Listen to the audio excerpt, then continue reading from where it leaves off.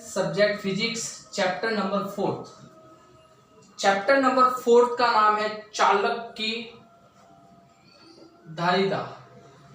पुरानी बुक के अकॉर्डिंग इसका नाम है चालक की धारिता, और अभी जो बुक के अकॉर्डिंग अपना जो चैप्टर चल रहा है उसका नाम है विद्युत धारिता।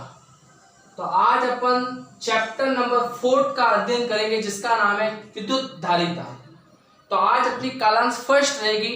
पार्ट फर्स्ट के अकॉर्डिंग आज अपन निम्न शिक्षण बिंदुओं का अध्ययन करेंगे इसके अंदर, यानी जो अपनी फिजिक्स की कालांश है चैप्टर नंबर 4 जिसका नाम है विद्युत धारिता। विद्युत धारिता के अंदर आज अपने को 5 शिक्षण बिंदुओं का अध्ययन करेंगे इस कालांश के अकॉर्डिंग। सबसे पहले अपन को पढ़ना है प्रस्तावना। विद्युत धारिता या संधारित्र होता क्या है। दूसरा अपने को शिक्षण बिंदु पढ़ना है चालक व विद्युत रोधी यानी कुचालक क्या होता है। तीसरा अपना शिक्षण बिंदु मुक्त व बद्ध आवेश क्या होता है। चौथा शिक्षण बिंदु परावैद्युत पदार्थ व ध्रुवण क्या होता है। पांचवा शिक्षण बिंदु चालक की धारिता क्या होती है। आज अपने इस चैप्टर के अकॉर्डिंग 5 शिक्षण बिंदुओं का अध्ययन करेंगे जो अपने रहेगा पार्ट फर्स्ट। तो 5 टॉपिक को एक टॉपिक को अपने को अच्छी तरह से समझना है। तो आज अपन पहले टॉपिक की ओर शिक्षण बिंदु की ओर बढ़ेंगे आगे। विद्या मंदिर उच्च माध्यमिक जालोर ऑनलाइन क्लासेज में आपका स्वागत है। आज अपन बात करेंगे फिजिक्स के क्लास 12th सब्जेक्ट फिजिक्स। आज अपन बात करेंगे चैप्टर नंबर 4। अपने यूनिट फर्स्ट के अकॉर्डिंग 4 चैप्टर के बारे में अपने अध्ययन किया था। पहला चैप्टर, दूसरा चैप्टर, तीसरा और चौथा। आज अपन बात करेंगे चौथे चैप्टर के अकॉर्डिंग।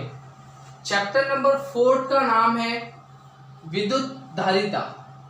चैप्टर नंबर जो अपना 4th है यानी यूनिट फर्स्ट के अंदर 4 चैप्टर है जिसके अंदर आप चौथे चैप्टर का अपन अध्ययन करने जा रहे हैं। और चैप्टर का नाम है विद्युत धारिता, और उस धारिता को बोलते हैं इलेक्ट्रिकल कैपेसिटेंस। तो यहाँ अपने पास सबसे पहले अपने को इम्पोर्टेंट चीज यहाँ पर एक ये आती है। एक टॉपिक की ओर अपन आगे बढ़ेंगे शिक्षण बिंदु के अंतर्गत। तो यहाँ पर सबसे पहले अपना फर्स्ट जो शिक्षण बिंदु है विद्युत धारिता, जिसको बोलते हैं इलेक्ट्रिकल कैपेसिटेंस। तो यहाँ सबसे पहले एक वर्ड आता है धारिता। ये धारिता क्या वर्ड होता है। तो धारिता एक जो वर्ड होता है कैपेसिटेंस। यहाँ पर एक धारिता के अंदर बात करेंगे वर्ड आएगा अपने पास में संधारित्र। तो आज का जो अपना जो पहला शिक्षण बिंदु रहेगा शिक्षण बिंदु, इस प्रथम शिक्षण बिंदु के अंतर्गत यानी आज का जो अपना टॉपिक रहेगा वो रहेगा प्रस्तावना का। प्रस्तावना का मीन्स हो गया कि विद्युत धारिता के बारे में पढ़ेंगे। तो विद्युत धारिता के अंदर सबसे पहले एक टॉपिक आता है जिसका नाम होता है संधारित्र। यहाँ पे वर्ड है धारिता जिसको बोलते हैं कैपेसिटेंस। इसी के अंतर्गत एक पहला वर्ड आएगा, आज अपन पढ़ेंगे संधारित्र। कैपेसिटर क्या होता है। तो अपन सबसे पहले इस चैप्टर का लॉजिक क्या है, इस चैप्टर का अपन दैनिक जीवन में कहाँ उपयोग करते हैं। तो देखिए इधर विद्युत धारिता। धारिता का सिंपल जो मैं वर्ड यूज करना चाह रहा हूँ एक ऊर्जा के लिए करना चाह रहा हूँ। यहाँ बात आती है संधारित्र की।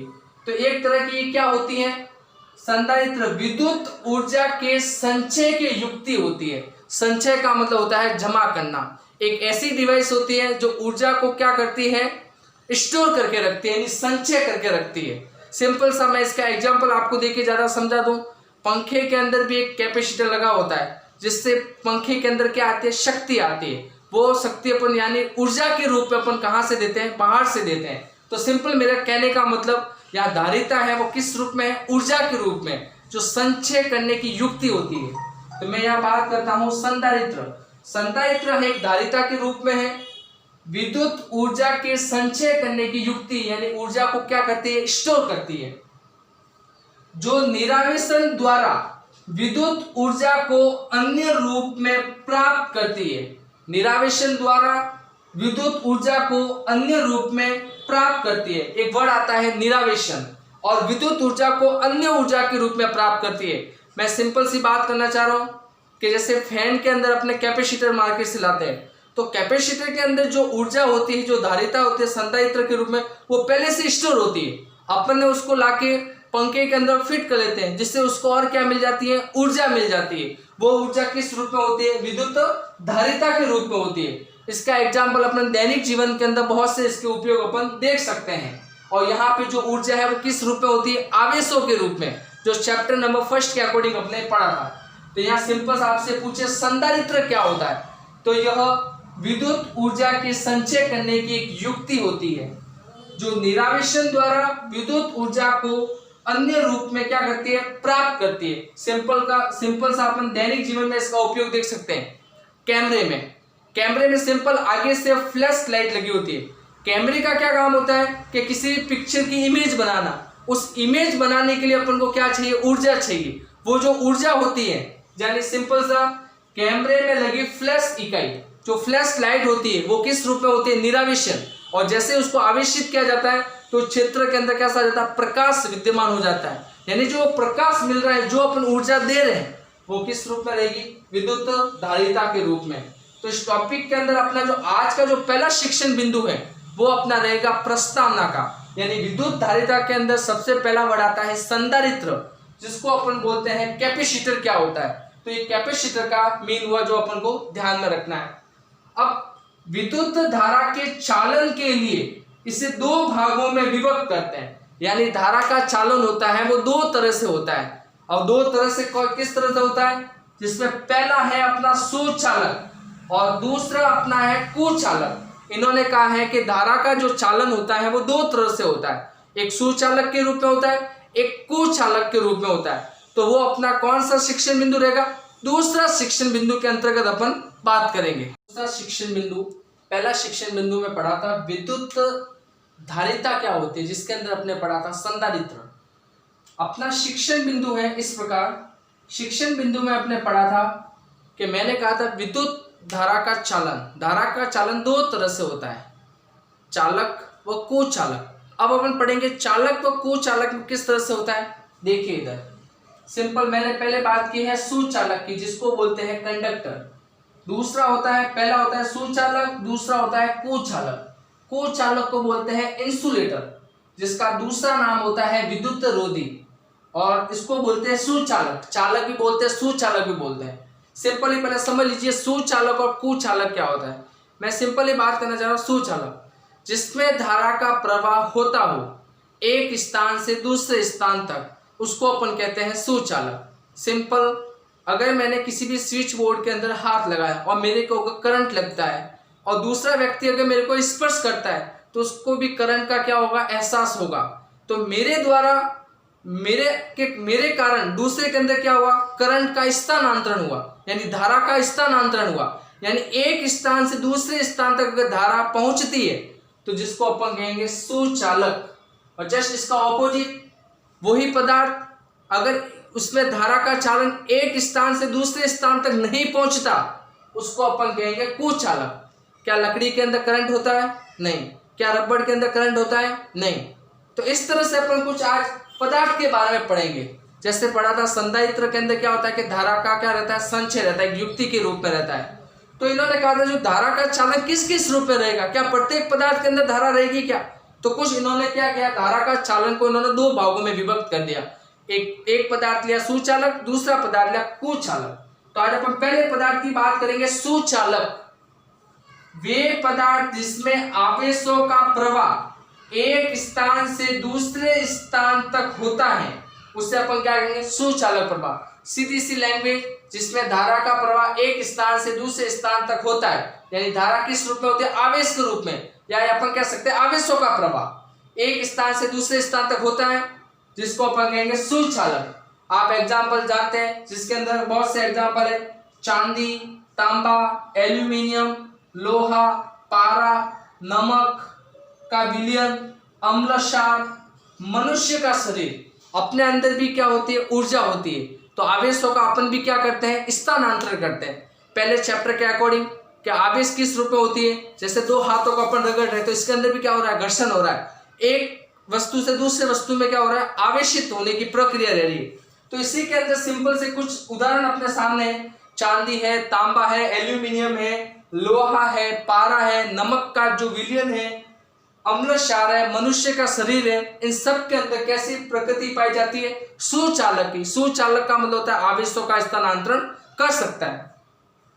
इसी तरह से कुचालक यानी विद्युत रोधी, वे पदार्थ जिसमें आवेशों का प्रवाह एक स्थान से दूसरे स्थान तक आसानी से नहीं होता। सिंपल से धारा का प्रवाह इसमें होता ही नहीं एक स्थान से दूसरे स्थान तक।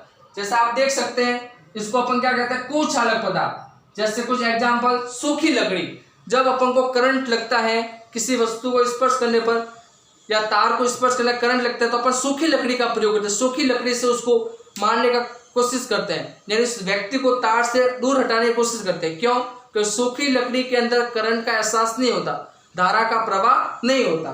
इसी तरह से सूखी लकड़ी है, रबड़ है, प्लास्टिक है, एबोनाइट की छड़ है, अर्धचालक है, जितने भी सेमीकंडक्टर बने वो अर्धचालक, सिलिकॉन, जर्मेनियम इस पदार्थ के बने गए हैं। तो इसके अंदर कैसी इनकी प्रकृति होती है, कुचालक, यानी इसके अंदर किसी तरह का आवेश का प्रवाह नहीं होता। तो अपने पहले प्रश्नावली के अंदर पहला शिक्षण बिंदु पढ़ा था विद्युत धारा। विद्युत धारा के अंदर विद्युत धारिता, धारिता के अंदर धारिता का मीन क्या होता है, यानी इसके अंदर किसी भी पदार्थ के अंदर धारा होती है वो आवेश के रूप में क्या होती है, संचय रहते हैं। संचय का मतलब स्टोर होती है, यानी एक स्थान से दूसरे स्थान तक अपन दे सकते हैं। तब इन्होंने धारा का चालन को दो तरह से इन्होंने इसको दो पार्ट में इन्होंने डिवाइड किया, सुचालक व कुचालक। एग्जाम के लिए सवाल आपसे पूछा जाता है, सुचालक पदार्थ किसे कहते हैं, कुचालक पदार्थ किसे कहते हैं, और इसका एग्जाम्पल भी आपसे पूछा जा सकता है। तो छोटे छोटे सवाल ये आप छोटी क्लासों से चीज पढ़ते आ रहे हैं, कुछ टॉपिकों भी और अपन आगे बढ़ते जा रहे हैं। तो ये अपना कौन सा शिक्षण बिंदु था, दूसरा शिक्षण बिंदु था, जिसके अंदर दो अपने पढ़े। अगला अपन पढ़ेंगे तीसरा शिक्षण बिंदु। तीसरा शिक्षण बिंदु रहेगा, दो शिक्षण बिंदु के बारे में बात की थी, जिसके अंदर पहले शिक्षण बिंदु अपने पढ़ा प्रस्तावना, यानी विद्युत धारिता क्या होती है उसके बारे में अपने बात की थी संधारित्र। दूसरा शिक्षण बिंदु पढ़ा था कि विद्युत धारा का जो चालन होता है दो तरह से होता है, सुचालक व कुचालक। आज अपन बात करेंगे कि यही जो धारा रहती है वो किस रूप में रहती है, आवेश, और आवेश के लिए किसकी जरूरत होती है, इलेक्ट्रॉन की। तो अपना तीसरा जो शिक्षण बिंदु रहेगा मुक्त व बद्ध आवेश। अपने पास तीसरा शिक्षण बिंदु आता है मुक्त व बद्ध आवेश। तो मुक्त और बद्ध आवेश क्या होता है, पहले बात मैं आपको सिंपल ही करना चाहता हूं। मुक्त का मतलब होता है फ्री, इलेक्ट्रॉन अपनी स्वतंत्र जगह पर है, और बद्ध का मतलब होता है जुड़ा हुआ रहना, यानी एक बाउंडेड में रहना। तो आवेश एक तो खुले प्रक्रम में रहता है, एक बंद प्रक्रम में रहता है। तो सिंपल मैं यहाँ पर बात करना चाह रहा हूं कि मैंने यहाँ पर एक कोई भी परमाणु ले लिया, परमाणु के अंदर बीच के अंदर होता है नाभिक, ये नाभिक, और नाभिक के अंदर होता है प्रोटॉन और न्यूट्रॉन, ये अपने पास है ये नाभिक। इसके चारों ओर कौन चक्कर लगाते हैं, इलेक्ट्रॉन। परमाणु के नाभिक के अंदर कौन कौन होते हैं, प्रोटॉन और न्यूट्रॉन। प्रोटॉन की कैसी प्रकृति होती है, धनावेश। न्यूट्रॉन कैसा होता है, निरावेशित, नहीं धनात्मक होता है नहीं ऋणावेशित होता है। यहां पर इसके चारों ओर कौन चक्कर लगाते हैं, परमाणु के चारों ओर इलेक्ट्रॉन इसके चारों ओर क्या लगाते हैं, चक्कर लगाते हैं। तो यहां पे सिंपल बात करना चाह रहा हूं, मुक्त व बद्ध आवेश क्या होता है। तो इसमें अपने को सिंपल समझना है, एक के ऊपर एक सवाल और पूछा जाता है कि जो परमाणु की जो प्रकृति कैसी होती है, उदासीन होती है। उदासीन होने का कारण ये होता है कि नाभिक के अंदर होता है धनात्मक, और चारों ओर जो चक्कर लगा रहे हैं वो इलेक्ट्रॉन होते हैं ऋणात्मक। तो धनात्मक ऋणात्मक को क्या कर देता है, बराबर कर देता है, एक दूसरे को कैंसिल कर देता है, जिसके कारण इसकी प्रकृति भी कैसे हो जाती है, निरावेशित। तो अपन कह सकते हैं परमाणु कैसी प्रकृति का होता है, तो परमाणु की जो अवस्था होती है, परमाणु उदासीन प्रकृति का होता है, परमाणु उदासीन प्रकृति का होता है। अब अपन को यहां समझना है मुक्त आवेश और बद्ध आवेश क्या होता है। मैं सिंपल सी कोई भी मैंने एक ले लिया, जैसे ये मैंने ले लिया कक्षक, यहां पर है नाभिक, प्रोटॉन और न्यूट्रॉन। अपने पास चार कक्षक होते हैं, S P D F. S कक्षक होते हैं, जैसे अपन किसी का भी इलेक्ट्रॉनिक विन्यास निकालते हैं, सपोज करो मैंने कोई भी ले लिया, सोडियम ले लिया, सोडियम का होता है 11, 1s2 2s2 2p6 3s1, 2 और 6 8 10 और 1 11। तो यहां से अपन को सिंपल सा समझना है कि जो S होता है वो कहाँ रहता है, नाभिक के सबसे पास में रहता है, P उसके बाद में, D उसके बाद में, F रहता है वो सबसे अंतिम में रहता है। ये वाला जो कहलाता है इसको बोलते हैं अपन संयोजी कक्षक। कौन सा कक्षक बोलते हैं, संयोजी, जिसको बोलते हैं संयोजकता कोष, जो बाह्यतम कोष भी बोलते हैं, जो बाहर की तरफ इलेक्ट्रॉन रहता है। तो यहां अपन को समझना है मुक्त व बद्ध आवेश क्या होता है। अब यहाँ पर नाभिक क्या करता है, इलेक्ट्रॉनों को बांध के रखता है, यहाँ पे नाभिक है वो पकड़ के रख रहा है। अगर अब इसमें यहाँ एक पॉइंट पूछा जाता है, सिंपल से मैं पहले बात करता हूं मुक्त आवेश की, तो मैं पहला पॉइंट लिया मुक्त आवेश। तो मुक्त आवेश क्या होता है कि नाभिक से इलेक्ट्रॉन, नाभिक से कक्षक ले सकते हैं, इलेक्ट्रॉन ले सकते हैं, प्रबल बंध से जुड़ा हुआ रहता है। अब जितना दूर, यहां बात हो रही है मुक्त आवेश की, तो नाभिक के जो जितना पास रहेगा उसमें अधिक ऊर्जा की आवश्यकता होगी उसको पकड़ने के लिए, तो प्रबल बल लगता है। और इसी तरह से होता है बद्ध आवेश, जितना नाभिक से दूर होगा तो उसके लिए कैसा बल लगेगा, दुर्बल बल। तो नाभिक से प्रबल आकर्षण बल, नाभिक से प्रबल आकर्षण बल के कारण नाभिक से इलेक्ट्रॉन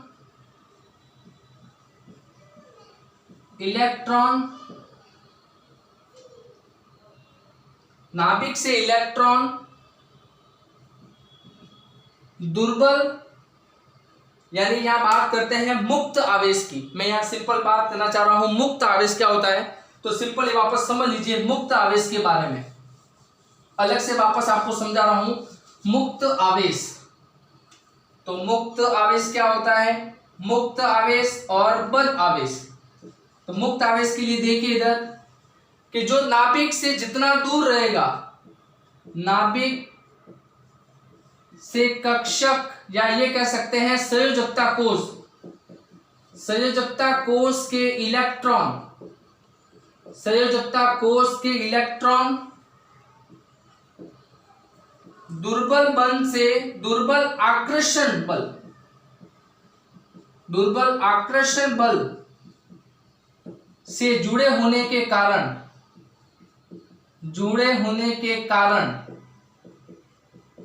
इलेक्ट्रॉन मुक्त हो जाते हैं, इलेक्ट्रॉन मुक्त हो जाते हैं। इसे मुक्त आवेश कहते हैं, इसे मुक्त आवेश कहते हैं। इसी तरह से होता है दूसरा बद्ध आवेश। अब ये क्या रहेगा, बद्ध आवेश नाभिक से जुड़ा हुआ रहेगा, और जो नाभिक से जुड़ा हुआ रहेगा, जो नाभिक से पास में होगा उसको कैसे बल की जरूरत होगी, प्रबल बल की। तो इसमें अपन लिखेंगे बद्ध आवेश यानी जुड़ा हुआ रहना। तो नाभिक से संयोजी कोष के इलेक्ट्रॉन, नाभिक से संयोजी कोष के इलेक्ट्रॉन प्रबल बंध, प्रबल आकर्षण बल से जुड़े होने के कारण, जुड़े होने के कारण इलेक्ट्रॉन नाभिक के अंदर बद्ध अवस्था में रहेंगे, बद्ध अवस्था में रहेंगे। मेरा सिंपल कहने का मतलब यह है कि जो इलेक्ट्रॉन नाभिक से जितना दूर होगा वो उतना ही दुर्बल बल लगेगा, दुर्बल आकर्षण बल लगेगा।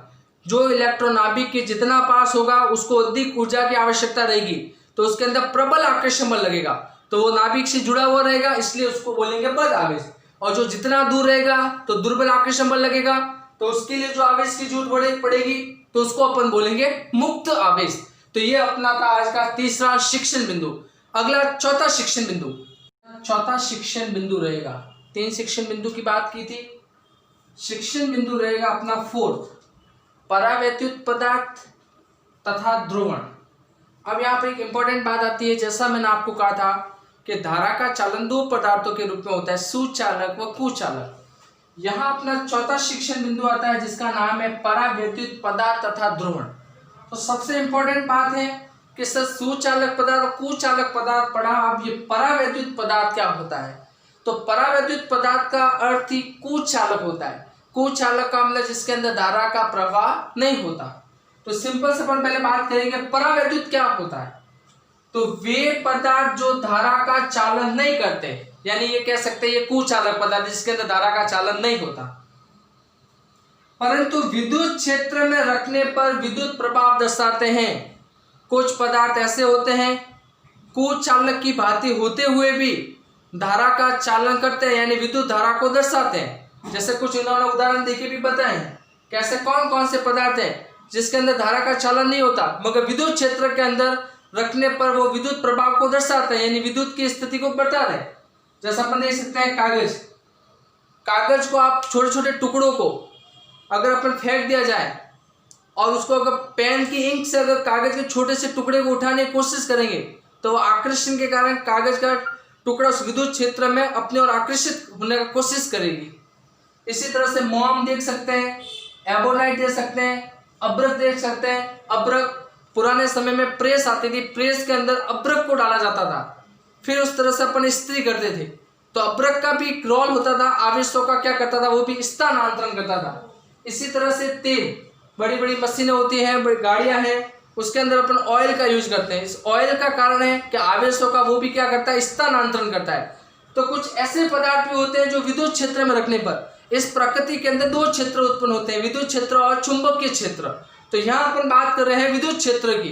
तो विद्युत क्षेत्र के अंदर कुछ ऐसे पदार्थ भी होते हैं जिनको विद्युत क्षेत्र के अंदर रखने पर धारा का प्रभाव दर्शाते हैं। तो कुछ ऐसे आपको उदाहरण के तौर पर ध्यान रखना है। तो आपसे पूछे परावैद्युत पदार्थ क्या होते हैं, वे पदार्थ जो धारा का चालन नहीं करते हैं और विद्युत क्षेत्र में रखने पर वो धारा को बताते हैं, तो वो कहलाते हैं परावैद्युत प्रभाव। अब ये परावैद्युत प्रभाव पदार्थ होता है वो दो तरह से होता है, जिसके अंदर पहला आता है ध्रुवीय परावैद्युत, दूसरा होता है अध्रुवीय परावैद्युत। तो अपन पहले आज बात करेंगे ध्रुवीय परावैद्युत क्या होता है, यानी परावैद्युत पदार्थ कुचालक होता है और ये दो तरह के होते हैं, ध्रुवीय और अध्रुवीय। मैं यहाँ सिंपल से बात करना चाह रहा हूँ। ध्रुवीय का मतलब क्या होता है, अध्रुवीय का मतलब होता है क्या होता है। ध्रुवीय का मतलब जिसके अंदर धनात्मक व ऋणात्मक दोनों हो, और अध्रुवीय का मतलब जिसमें एक ही आवेश से निर्मित हो, और ध्रुवीय का मतलब जिसमें दोनों आवेश निर्मित हो। तो देखिए सबसे पहले अपन बात करते हैं ध्रुवीय परावैद्युत की। ऐसे पदार्थ जिनके अणुओं के धनावेश व ऋणावेश के वितरण केंद्र संपाती न होकर भिन्न भिन्न होते हैं। अब इसके अंदर ऐसा पदार्थ लेना है जिनके अणु के धनावेश व ऋणावेश का जो संपाती का मतलब होता है सभी दो या दो से अधिक बिंदुओं का एक ही लाइन पर मिलना, एक ही रेखा पर मिलना, वो कहलाता है संपाती। यानी एक ही बिंदु पर सभी का मिलना वो कहलाता है संपाती। तो इसके अंदर जो अणु है धनावेश व ऋणावेश के वितरण केंद्र संपाती न होकर कैसे होते हैं, भिन्न भिन्न। तो अपन उसको कुछ चित्र की सहायता से समझेंगे कि इसमें किस तरह से भिन्न भिन्न होते हैं। तो इन्होंने एग्जाम्पल के तौर पे समझाया है। एक यहाँ पे इंपॉर्टेंट बात है कि ध्रुवीय परावैद्युत पदार्थ के अंदर जो प्रत्येक अणु होता है वो द्विध्रुव आघूर्ण होता है। द्विध्रुव आघूर्ण क्या कहता था कि दो समान व विपरीत आवेश जो एक दूसरे से क्या रखे जाते हैं, अल्प दूरी पर रखे जाते थे, तो उसी को अपन कहते थे विद्युत द्विध्रुव आघूर्ण। यानी आवेश किसके होता था, गुणनफल दूरी के, आवेश इंटू दूरी। तो सिंपल से यहाँ बात करेंगे, कुछ उदाहरण के तौर पे मैं ले रहा हूँ HCl, H2O, NaCl। तो ये जितने भी होते हैं जिसमें अणु में धनात्मक और ऋणात्मक दोनों होते हैं, ऐसे जो पदार्थ कहलाते हैं उस पदार्थ का नाम होता है ध्रुवीय परावैद्युत। तथा ध्रुवण के अंदर अपने दो तरह के देखे थे, ध्रुवीय व अध्रुवीय। तो ध्रुवीय के अंतर्गत अपने क्या देखा था कि कुछ ये भी क्या होते हैं एक तरह के जिसके अंदर धनात्मक व ऋणावेश दोनों होते हैं, जिसको अपन कौन सा पदार्थ बोलते हैं, ध्रुवीय पदार्थ बोलते हैं। तो इसके अपने दो चित्र के अकॉर्डिंग समझते हैं। ऐसा अगले पॉइंट के अकॉर्डिंग हमने देखा था। तो इसके अंदर एक तो आता है HCl, एक आता है H2O। H होता है धनात्मक, Cl होता है ऋणात्मक। H2O को मैं क्या लिख सकता हूं, HOH, यानी हाइड्रोजन 2 है और ऑक्सीजन कितनी है, 1। तो एक धनात्मक है, दूसरा ऋणात्मक है। इसी तरह से एक धनात्मक है, दूसरा किसका है, ऋणात्मक का।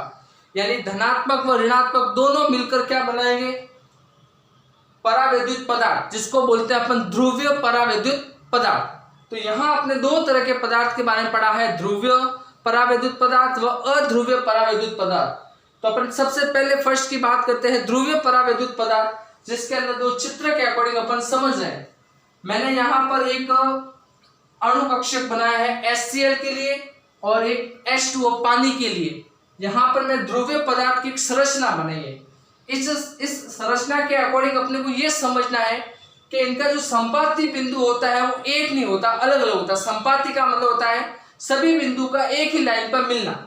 आप देख सकते हैं इधर ये दे रखा है धनात्मक, इसका जो केंद्र बिंदु है वो इस प्रकार है। दूसरा है Cl ऋणात्मक, इसका जो केंद्र बिंदु है ये। अब दोनों का जो केंद्र बिंदु रहता है वो क्या रहता है, भिन्न भिन्न।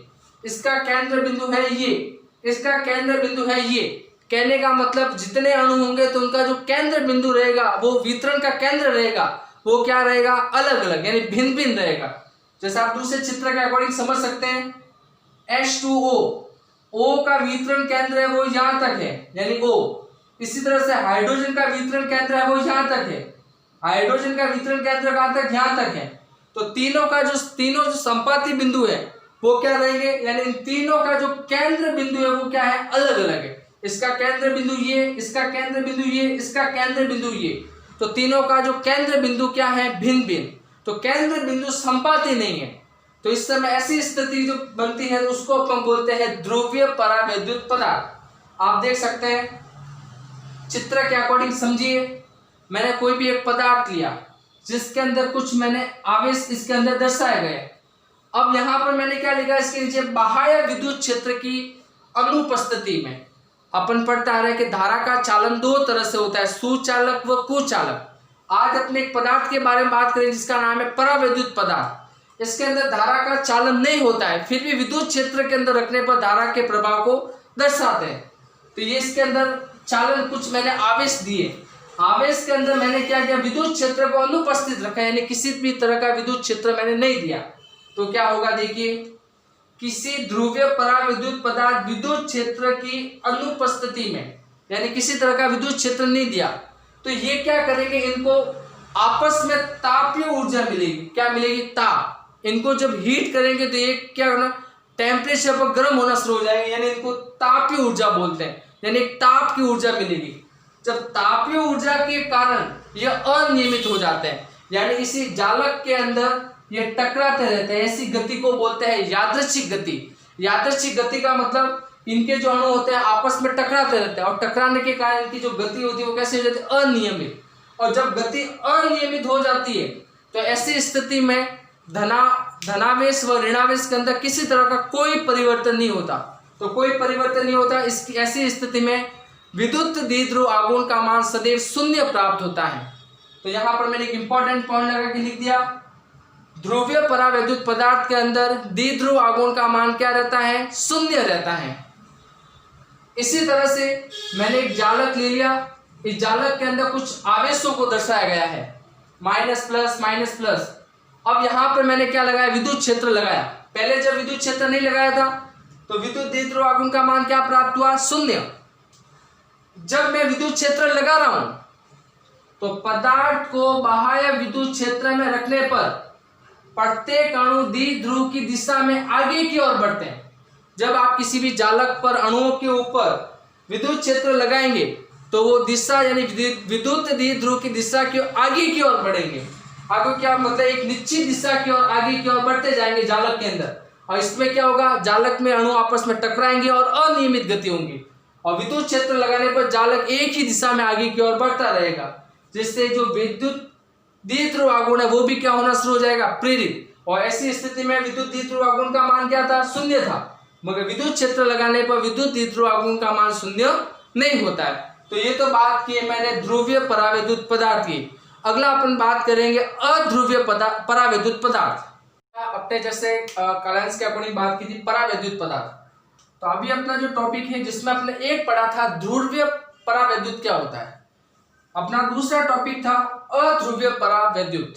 परावैद्युत पदार्थ दो प्रकार के होते हैं, ध्रुवीय और अध्रुवीय। ध्रुवीय के अंदर धनात्मक व ऋणावेश होता है। इसी तरह से अध्रुवीय के अंदर क्या होता है, इसके बारे में अपन बात करते हैं। ये परावैद्युत पदार्थ कैसे होते हैं, तो वे पदार्थ जिनके अणुओं के धनावेश व ऋणावेश का वितरण बिंदु का केंद्र एक ही होता है। जैसे अपने वहां बात की थी ध्रुवीय के अंदर, ध्रुवीय के अंदर मैंने आपको क्या बताया था कि वहां जो धनावेश व ऋणावेश का जो वितरण बिंदु होता था, क्या होता था, संपाती। एक वर्ड आया था संपाती। संपाती एक ही बिंदु पर नहीं था, यानी भिन्न भिन्न था, वहां अलग अलग था। और यहाँ पर अपना जो वितरण का जो केंद्र बिंदु रहेगा वो कितना रहेगा, एक ही होता है। यानी एक ही का मीन्स वहां पे आपने देखा था, जैसे सिंपल मैंने बात की थी HCl, तो हाइड्रोजन का अलग था और क्लोरीन का अलग था। अब यहाँ पर जैसे सिंपल बात करते हैं H2, हाइड्रोजन के कितने हैं, 2 है अणु। तो हाइड्रोजन के जो ये 2 अणु है, तो इसके जो ये है, इसका वितरण बिंदु अलग है और इसका वितरण बिंदु अलग है। तो कहने का मतलब वितरण का बिंदु होगा वो केंद्र एक ही रहेगा। ये भी हाइड्रोजन है, ये भी हाइड्रोजन है, तो इनका जो केंद्र बिंदु क्या रहेगा, एक ही रहेगा। देखिए इंपॉर्टेंट पॉइंट है यहाँ पर, इन पदार्थों के प्रत्येक अणु का द्विध्रुव आघूर्ण 0 होता है।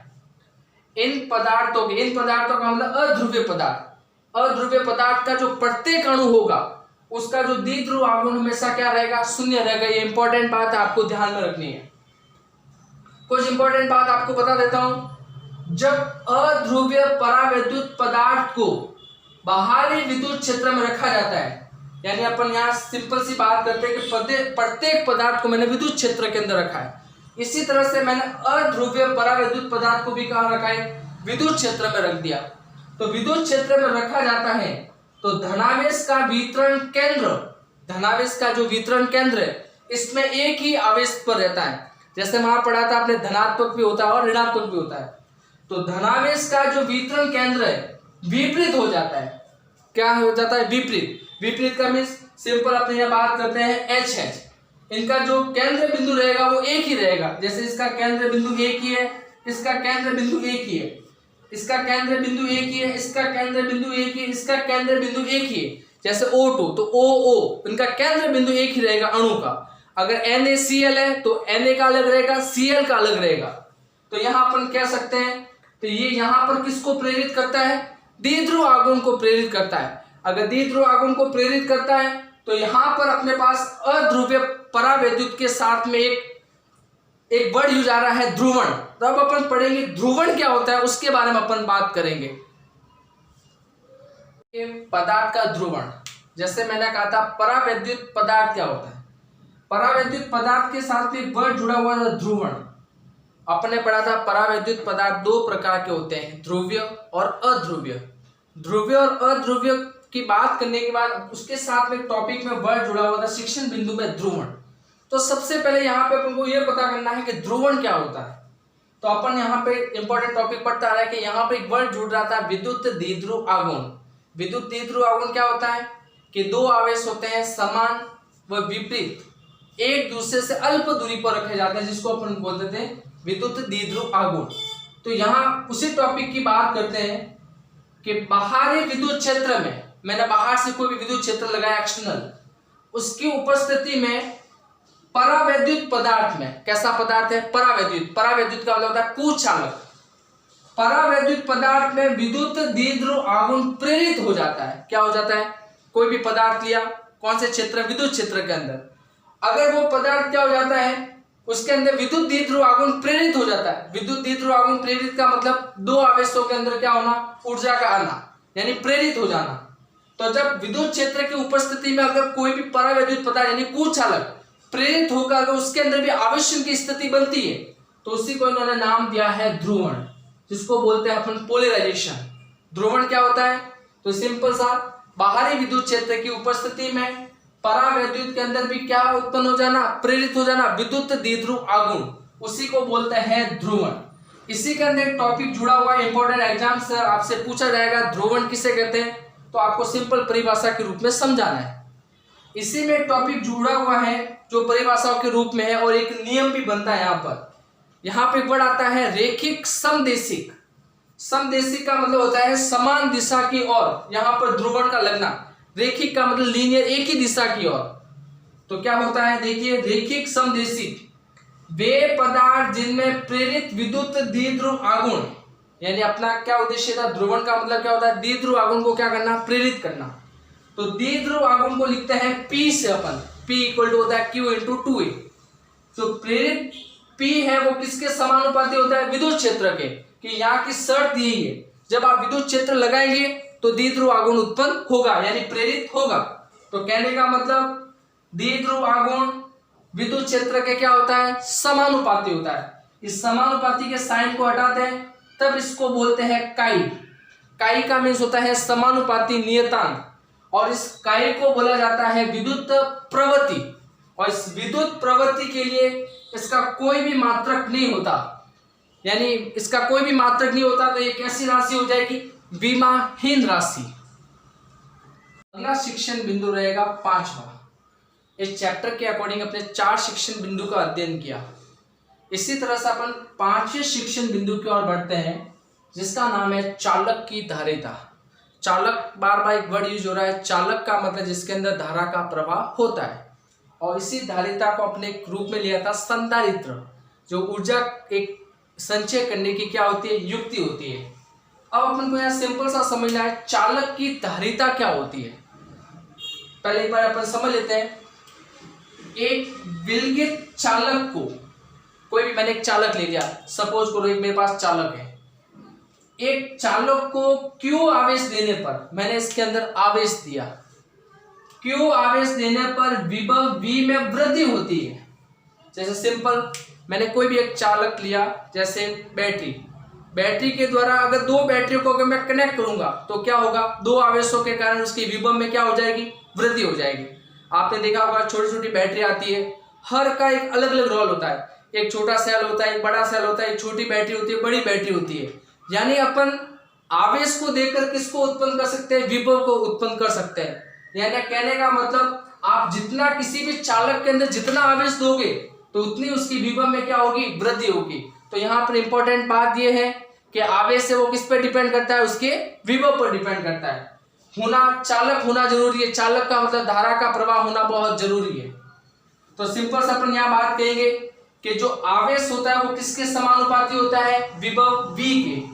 तो Q समानुपाती V, तो Q बराबर हो गया C।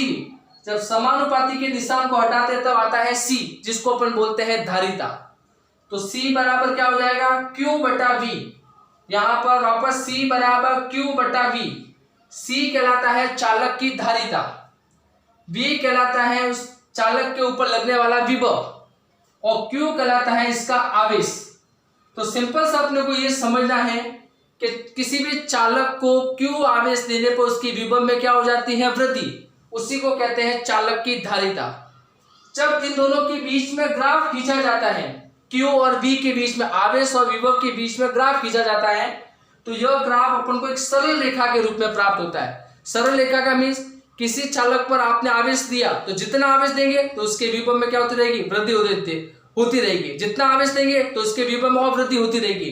तो इसका निश्चित जो मान प्राप्त हुआ है वो एक सरल रेखा के रूप में प्राप्त हुआ है। सरल रेखा का मतलब जितना आपने आवेश दिया उतने विभव उत्पन्न हुआ, जितना आवेश दिया उतना विभव उत्पन्न होता रहेगा।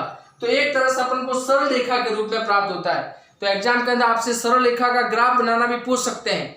किसी भी चालक की धारिता के लिए आवेश व विभव के बीच में आलेख बताइए, तो आपको छोटा सवाल यहां से बना के पूछा जा सकता है। इसका आलेख का परिभाषा बना के आपसे पूछी जा सकती है। एक यहाँ पे इंपॉर्टेंट पॉइंट है, ये भी एग्जाम के अंदर सवाल पूछा जाता है कि चालक की धारिता किस पर निर्भर करती है। तो चालक की धारिता सबसे पहला पॉइंट है उसके आकार पर, चालक का आकार कैसा है। दूसरा पॉइंट है उसकी आकृति। पहला पॉइंट है उसका आकार, आकार मतलब साइज बड़ी है या छोटी। आकृति का मतलब शेप, किस किस आकृति में वो ढला हुआ है। तीसरा पॉइंट चारों ओर के माध्यम कैसा है। तो चालक की धारिता 3 चीजों पर डिपेंड करती है, उसका आकार, आकृति और चारों ओर के माध्यम पर डिपेंड करती है। तो आगे अपन और बढ़ते हैं। वापस C बराबर Q बटा V। आवेश का मात्रक होता है कूलाम, विभव का मात्रक होता है वोल्ट। तो कूलाम बटा वोल्ट, ये कौन सा मात्रक होता है? एसआई मात्रक। अगर आपसे पूछे चालक की धारिता का मात्रक क्या होता है, तो कूलाम बटा वोल्ट। ये कौन सी पद्धति में होता है? एसआई पद्धति में। 3 तरह की पद्धतियां होती है मात्रकों की, एमकेएस, सीजीएस, एफपीएस, और बाद में आया था एसआई, जिसको अपन बोलते हैं सिस्टम इंटरनेशनल, अंतरराष्ट्रीय मात्रक। तो यहां सिंपल सी बात करते हैं कि जो 1 कूलाम बटा 1 वोल्ट होता है वो 1 फेरेड के बराबर होता है। किसके बराबर होता है? फेरेड। तो 1 फेरेड बराबर होता है 1 कूलाम बटा 1 वोल्ट। बराबर अपने पास आया था चालक की धारिता। चालक की धारिता का मात्रक था फेरेड। तो यहां पर अपने बात आ रही है कि 1 फेरेड बराबर होता है 1 कूलाम बटा 1 वोल्ट, जिसको अपन एक फेरेड भी बोलते हैं। ये कौन सी पद्धति में मात्रक होता है? एसआई पद्धति में मात्रक। तो एग्जाम के अंदर एक सवाल आपसे पूछा जाता है, 1 फेरेड क्या होता है, यानी फेरेड की परिभाषा क्या है? तो यहाँ सिंपल इसकी एक परिभाषा के रूप में हम समझते हैं कि कोई भी चालक है, इसी से परिभाषा बनाना सीखे। किसी चालक को, ये चालक है, 1 कूलाम आवेश दोगे तो विभव के अंदर कितनी वृद्धि होगी? 1 वोल्ट। अगर आपने 1 कूलाम आवेश दिया है तो 1 वोल्ट विभव में वृद्धि होती है। आपने जितना आवेश दिया उतनी विभव में वृद्धि होती है, उसी को बोलते हैं 1 फेरेड। यानी कूलाम बटा वोल्ट होता है वो एसआई मात्रक होता है चालक की धारिता का, और इसी को लिखते हैं फेरेड में। तो 1 फेरेड बराबर हो जाएगा 1 कूलाम बटा 1 वोल्ट। और परिभाषा समझे तो किसी चालक को 1 कूलाम आवेश देने पर 1 वोल्ट विभव में वृद्धि होती है। किसी चालक को 1 कूलाम आवेश देने पर 1 वोल्ट विभव में वृद्धि होती है, उसे कहते हैं 1 फेरेड। धारिता का बड़ा मात्रक कौन सा होता है? फेरेड धारिता का सबसे बड़ा मात्रक होता है। तो 1 मिली फेरेड में होता है 10 की घात -3 फेरेड, 1 माइक्रो फेरेड में होता है 10 की घात -6 फेरेड, 1 नैनो फेरेड में होता है 10 की घात -9 फेरेड, 1 पिको फेरेड में होता है 10 की घात -12 फेरेड। ये अपने को न्यूमेरिकल सवाल के अंदर बहुत सहायता देगी, इसलिए आपको ये मान याद करने हैं। इसी तरह से C बराबर होता है Q बटा V, चालक की धारिता का सूत्र। आवेश का मात्रक होता है I बराबर Q बटा T, तो Q बराबर हो जाएगा IT। विद्युत विभव V बराबर होता है W बटा Q, और Q वापस होता है IT, तो IT चला जाएगा ऊपर, तो I भी 2 बार, T भी 2 बार। W का मतलब होता है कार्य। कार्य का सूत्र होता है बल इंटू विस्थापन, तो बल की विमा होती है m1 L1 T-2, और विस्थापन का मतलब दूरी यानी L1। तो इसको सरल करने पर m आया 1 बार, ऊपर गया तो -1, L 2 बार ऊपर गया तो -2, T समय 2 बार है और -2 ऊपर जाएगा तो 2 और 2 कितने हो जाएंगे? 4। I का मतलब विद्युत धारा। विद्युत धारा का मात्रक होता है एम्पियर, तो यहाँ पर 2 है तो एम्पियर भी कितना आ गए? 2। तो इस प्रकार चालक की धारिता को अपन पता कर सकते हैं, और ये चालक की धारिता की होगी विमा। कुछ पॉइंट आपको मैंने बता दिए जो एग्जाम के अंदर छोटे सवाल के रूप में आपसे पूछा जा सकता है।